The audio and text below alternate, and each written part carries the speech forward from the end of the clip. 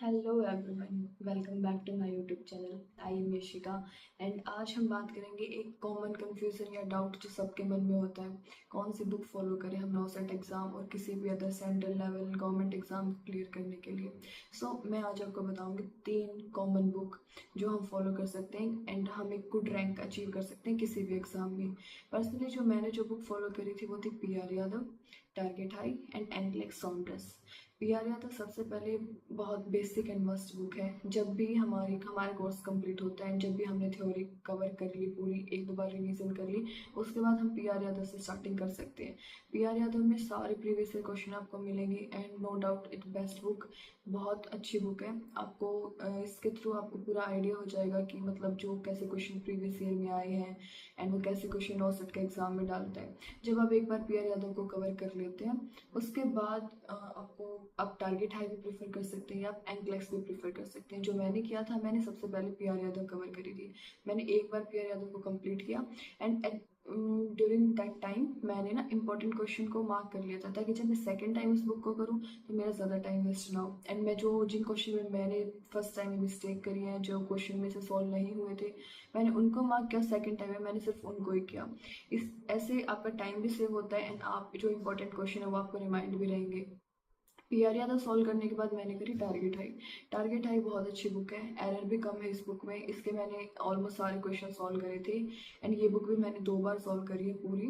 And target high complete होने के बाद आपको मतलब बहुत सारे क्वेश्चन का आइडिया हो जाता है एंड आपको पता भी चल जाता है कौन सा टॉपिक इंपॉर्टेंट है, कहाँ से वो कौन से क्वेश्चन उठा रहा है, आपको सब आइडिया हो जाता है। उसके बाद मैंने फॉलो करी थी एंक्लेक्स सॉन्डर्स।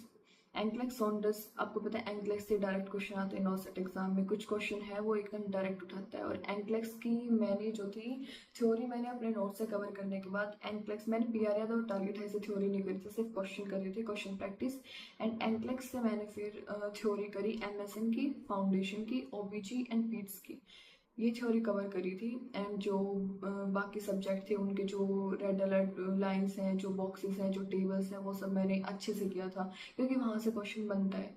एंड उसके बाद मैंने जो एंक्लिक्स वाली बुक के जो बैक साइड में जितने क्वेश्चन होते हैं, मैंने सारे क्वेश्चन सॉल्व करे थे। एंड उसके रेशनली गाइस, उसके रेशनली बहुत इंपॉर्टेंट होते हैं। आपने जितना क्वेश्चन करा, जितना आपने उसमें अपना माइंड लगाया कैसे सॉल्व करना है, कैसे एलिमिनेट करना है, बट उसके बाद अगर आप उसका रेशनली देखेंगे ना, तो उसमें प्रॉपर एक्सप्लेनेशन होती है कौन सा ऑप्शन सही है या आपको इस तरीके से सॉल्व करना चाहिए था। एंड उसके साथ कुछ एक्स्ट्रा पॉइंट भी मिलेंगे जो आपको फर्दर नेक्स्ट टाइम जब आप और कहीं से भी कोई और सोर्स से क्वेश्चन या कुछ भी सॉल्व करोगे तो उससे आपकी हेल्प होगी।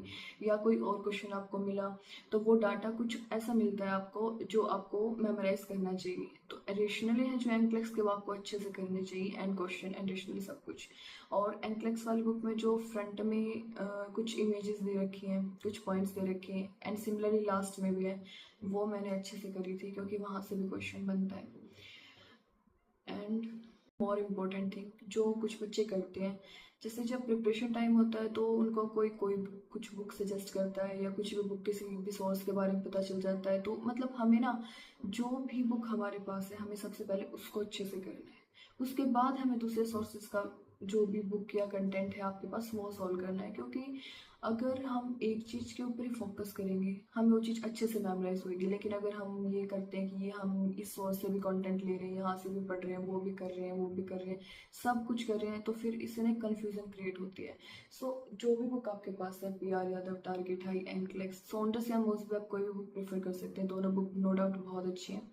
एंड आपको आपके पास जितना कंटेंट है आपको उसके ऊपर ही फोकस करना है एंड उसी को अच्छे से सॉल्व करना है। अगर आप उसके जिस जो आपने कोचिंग के नोट्स बनाए हैं, जो थ्योरी आपने कंप्लीट करी है, उसी की अगर आप मल्टीपल रिवीजन करेंगे, would be more beneficial to you, rather than कि आप इस कोचिंग के नोट्स भी कर रहे हैं, उस कोचिंग के नोट्स भी कर रहे हैं। It will create only confusion to you. And आप जो कॉमन क्वेश्चंस होते हैं उन चीज़ों में भी कंफ्यूज हो जाओगे, क्योंकि कुछ कोचिंग वाले वही डाटा कुछ वैल्यूज बताते हैं एंड अदर कुछ और वैल्यूज बताते हैं, तो इससे सिर्फ एक कंफ्यूजन क्रिएट होती है। जो भी आपके पास कंटेंट है, जितनी भी थ्योरी है, आपको सिर्फ उसके ऊपर फोकस करना है।